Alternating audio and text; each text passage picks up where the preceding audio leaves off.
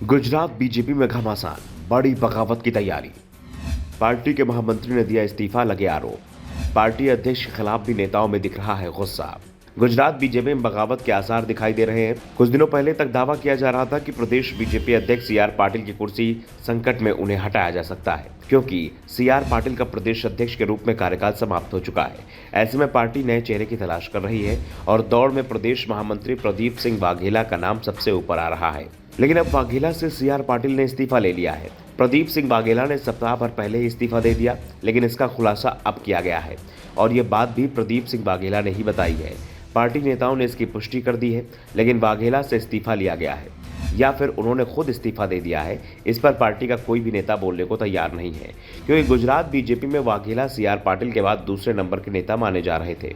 लेकिन अब उनके इस्तीफे के बाद साफ हो गया है कि राज्य बीजेपी में बगावत के हालात बन रहे हैं।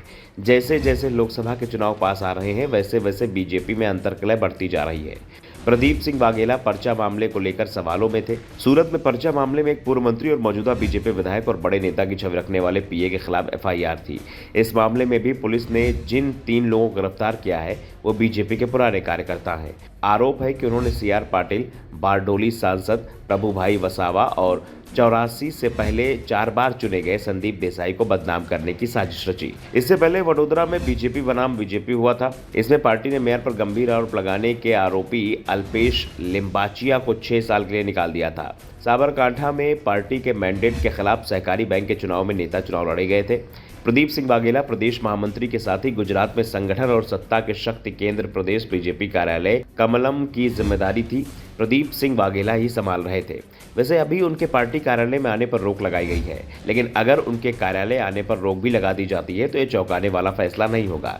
राजस्थान बीजेपी संगठन में 4 महामंत्री पद हैं और पिछले 4 महीनों में दूसरे महामंत्री की विदाई हुई है। इससे पहले संघ से बीजेपी में आए भार्गव भट्ट की विदाई हुई थी। उनकी जगह किसी दूसरे महामंत्री की नियुक्ति नहीं हुई है, यानी प्रदेश बीजेपी में 4 की जगह अब 2 महामंत्री ही रह गए हैं। लेकिन सबसे चौंकाने वाला इस्तीफा प्रदीप सिंह वाघेला का माना जा रहा है और इस्तीफे खबर भी एक सप्ताह बाद सामने आई है। छात्र जीवन से राजनीति में आए वाघेला की विदाई के पीछे कई तरह की चर्चाएं हो रही हैं। चर्चा ये भी चल रही है कि जमीन के सौदे के नाम आने के बाद उन्हें इस्तीफा देने को कहा गया था। इसकी जांच गुजरात पुलिस की एसओजी टीम कर रही है।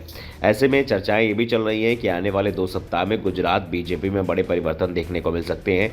दरअसल देश के प्रधानमंत्री मोदी और केंद्रीय गृह मंत्री अमित शाह दोनों ही गुजरात से आते हैं।